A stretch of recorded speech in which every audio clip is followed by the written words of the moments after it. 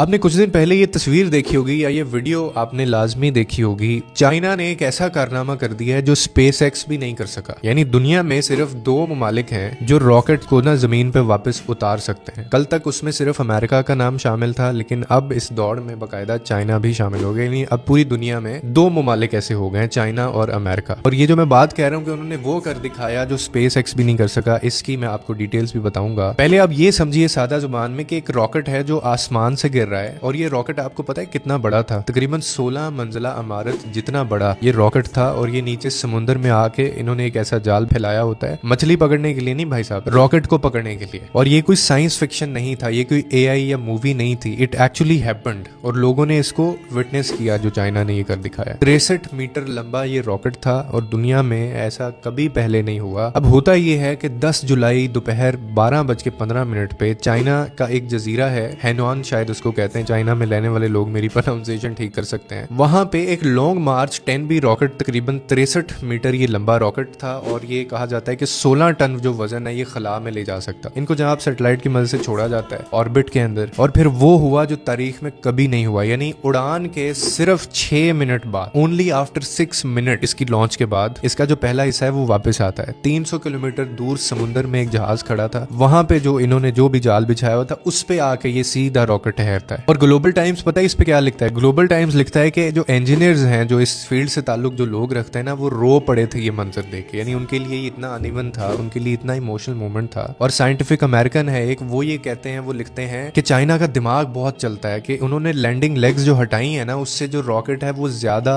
वजन एक तो खला में लेके जा सकता है, और दूसरा इसकी जो लॉन्चिंग की जो कॉस्ट है वो 40% तक कम हो जाती है। यानी ये इतने दिमाग से ये तेज हैं ये लोग। और फिर उन्होंने आगे लिखा है कि तारीख में ये किसी ने नहीं किया, ये स्पेस एक्स ने भी नहीं किया। और जब हमने भी अपनी रिसर्च की इस टॉपिक से रिलेटेड, तो मुझे ये पता चला कि स्पेस एक्स जो है उसने अपनी पहली ही फ्लाइट में जो बूस्टर रिकवरी थी ना वो कामयाब नहीं की थी। यानी उसको ये सीखने के लिए कई साल लग गए थे, कई क्रैशेस हुए उनके, कई रॉकेट्स ऐसे थे जो समुद्र में आके गिरे, कई तबाह हुए और कई फटे। उसके बाद उनको ये कामयाबी मिली थी। लेकिन चाइना ने पहली 2 सिर्फ उनकी अटेम्प्ट्स फेल हुई हैं, और सिर्फ 2 कोशिशों के बाद उनका ये जो लॉन्ग मार्च 10B था वो उन्होंने कामयाबी से फ्लाइट परफेक्टली कैच की है अपनी ये। और फिर ये जो साइंटिफिक अमेरिकन है ये कहते हैं कि अगला प्लान अब इनका जो है वो इसी साल इसको दोबारा उड़ाया जाएगा इसको, क्योंकि इसकी जो रिसाइकलिंग है वो शुरू हो जाती है। और एक इदारा है SCMP, उसके मुताबिक वो ये लिखता है कि अब चाइना बाकायदा इस रेस का हिस्सा है, और बाकायदा ये अब स्टारलिंक का मुकाबला करने जा रहा है, और जो चांद की दौड़ है उसमें भी ये शायद इनसे आगे निकल जाए। यानी कल तक रॉकेट को वापस उतारना सिर्फ उसमें एक मुल्क दुनिया में शामिल था, वो था अमेरिका, लेकिन अब उसमें चाइना भी शामिल हो गया। तो व्हेन वी से दिस कि चाइना आगे बढ़ रहा है, उसकी इकोनॉमी आगे चल रही है, वो AI में आगे जा रहा है ना, तो जनाब वो सिर्फ ऑन पेपर्स नहीं होता,